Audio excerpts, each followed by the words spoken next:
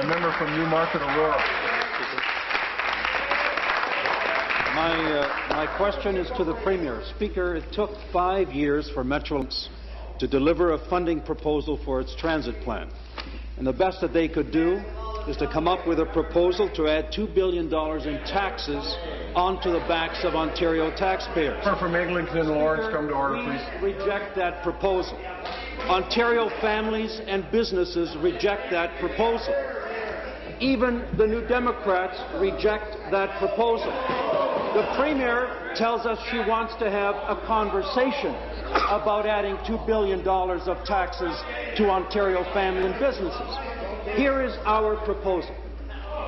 While the Premier is having her conversation, will she agree to a select committee of this legislature that has a mandate to find $2 billion of savings out of the waste and inefficiency that is rampant throughout this government?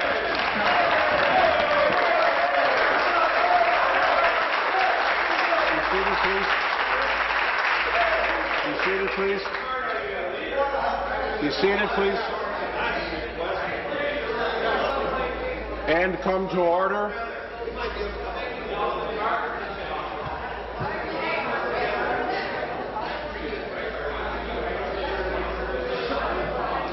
Start the clock.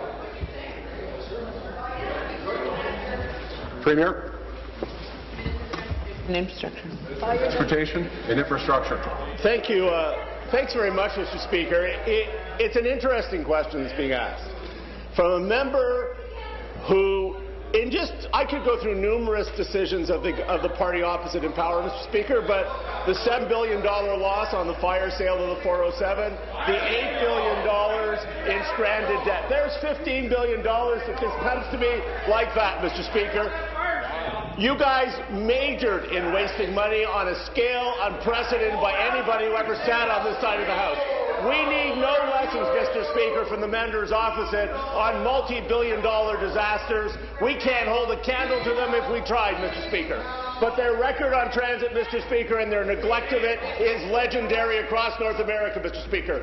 When they were in power, you cannot find a national government that so abandoned transit, so critical to young people and our jobs. They froze funding for GO Transit, Mr. Speaker, and the lineup all along the Lakeshore line, Mr. Speaker, were legendary. Thank you. Supplementary. Just make it up. For our nonpartisan approach to solving this problem. Speaker, the budget.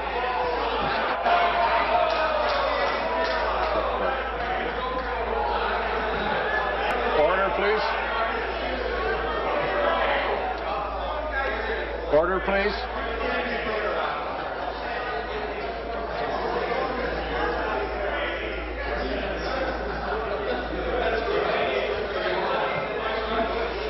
So trying to understand the psychology of the situation, this is where I get the emails that often tell me, why don't you just throw the bums out? And having the armchair quarterbacks advising me on how to do that, I'm not taking your advice because I honestly believe we can race to the top. Finish your question, please.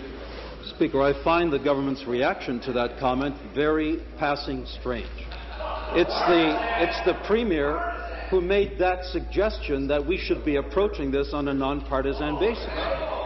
Speaker, the budget of this government is $127 billion. The waste is rampant. We all know that. 1 year it's e-health, the next year it's orange, the year after that it's gas plants. We know, all of us in this place, on all three sides of the House know there is a great deal of inefficiency and waste. I'm going to repeat my question to the Premier. Question? Not the Minister of Transportation. Will she agree to strike a select committee of this House with a mandate to find the waste and inefficiency of $2 billion so that we can fund transit? Minister of Transportation, Mr. Speaker, if the party opposite if the party opposite and some of the members opposite who sat at the cabinet table can point to, in their almost decade in power, one single transit project they invested in, Mr. Speaker, I will do a wave and clap for them, but they can't. What we can point to, Mr. Speaker, is their brilliant record, which was to take bulldozers and fill in the Eglinton Crosstown line and subway. That was their transit record, Mr. Speaker. This is a party that more single-handedly in government is responsible for the transit crisis we face today, Mr. Speaker. No party in this legislature has a worse record. So, while the business community, Mr. Speaker, while the business community is begging the party opposite to engage in this conversation because of the $6 billion they are losing, and while people... Thank you.